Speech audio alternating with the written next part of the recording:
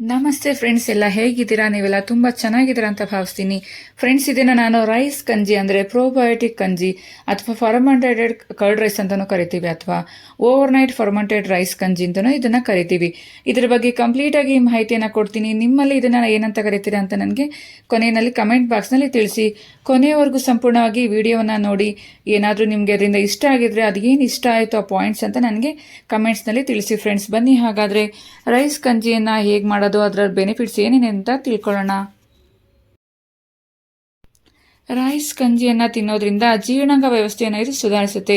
Kanji ಅಕ್ಕಿಯು fibre ಮತ್ತು ಪ್ರೋಬಯೋಟಿಕ್ಗಳನ್ನು ಹೊಂದಿರುತ್ತದೆ. ಇದು ಆಹಾರ ಜೀರ್ಣವಾಗಲು ಸಹಾಯವನ್ನು ಮಾಡುತ್ತೆ ಮತ್ತು ಜೀರ್ಣಕಾರಿ ಕಿಣ್ವಗಳನ್ನು ಉತ್ತಮಗೊಳಿಸುತ್ತೆ.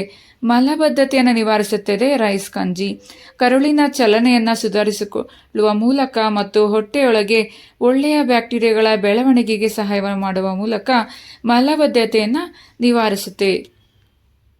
ನಿರ್ಜಲೀಕರಣವನ್ನು ತಡೆಯುತ್ತೆ. ಬಿಸಿಲಿನ ತಾಪಮಾನದಲ್ಲಿ ದೇಹ ಕಳೆದುಕೊಳ್ಳುವ ನೀರನ್ನು ಮರಳಿ ಪಡೆಯಲು ಕಂಜಿ ಸಹಾಯವನ್ನು ಮಾಡುತ್ತೆ. ಕರುಳಿನ ಆರೋಗ್ಯವನ್ನು ಉತ್ತೇಜಿಸುತ್ತದೆ. ಕಾಂಜಿ ಅಕ್ಕಿ ಒಂದು ಉತ್ತಮ ಪ್ರೋಬಯೋಟಿಕ್ ಆಗಿದೆ. ಇದು ಕೆಟ್ಟ ಬ್ಯಾಕ್ಟೀರಿಯಾವನ್ನು ತಡೆಯುವುದರ ಮೂಲಕ ಮತ್ತು ಕರುಳಿನ ಆರೋಗ್ಯವನ್ನು ಪುನರ್ಯೌವನಗೊಳಿಸುವ ಮೂಲಕ ಉತ್ತಮ ಬ್ಯಾಕ್ಟೀರಿಯಾಗಳ ಬೆಳವಣಿಗೆಗೆ ಸಹಕಾರಿಯಾಗಿದೆ. ಹಲವಾರು ಕಾಯಿಲೆಗಳಿಂದ ರಕ್ಷಿಸುತ್ತದೆ. ರೈಸ್ ಗಂಜಿ ಅಜೀರ್ಣ, ಉಬ್ಬುವಿಕೆ, ಜ್ವರ, ಮಧುಮೇಹ ಮತ್ತು BP ಇರುವವರಿಗೂ ಸಹ ಇದು ಪ್ರಯೋಜನಕಾರಿಯಾಗಿದೆ. ಹಾಗಾದರೆ ರೈಸ್ ಗಂಜಿಯನ್ನು ಹೇಗೆ ಮಾಡೋದು ಅಂತ ತಿಳ್ಕೊಳ್ಳೋಣವಾ? ನಾವು ರಾತ್ರಿ ಮಾಡಿದ ಅನ್ನ ಸ್ವಲ್ಪ ಮಿಕ್ಕಿದ್ರೆ ಅದಕ್ಕೆ ನಾವು ರಾತ್ರಿನೇ ಒಂದು ಬಟ್ಟಲಿಗೆ ಅಥವಾ ಪಿಂಗಾಣಿ ಅಥವಾ ಮಡಕೆಯ ಪಾತ್ರೆಗೆ ಹಾಕಿಕೊಂಡು ಅದಕ್ಕೆ ಸ್ವಲ್ಪ ಮೊಸರನ್ನು ಮಿಕ್ಸ್ ಮಾಡ್ಕೋಬೇಕು.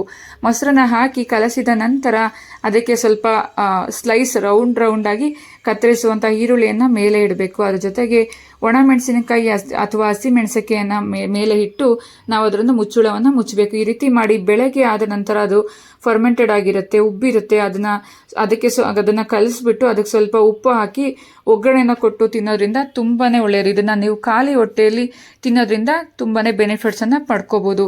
ನೋಡಿದ್ರಲ್ವಾ, ಓವರ್ ನೈಟ್ ಫರ್ಮೆಂಟೆಡ್ ರೈಸ್ ಗಂಜಿನ ತಿನ್ನೋದ್ರಿಂದ ಎಷ್ಟೊಂದು ಬೆನಿಫಿಟ್ಸ್ ಇದೆ ಅಲ್ವಾ? ಸೊ ತಡ ಮಾಡಬೇಡಿ.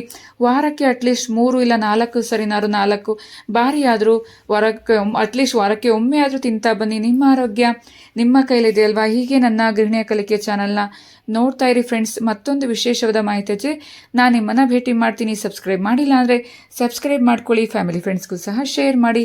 Thank you for watching. Thank you.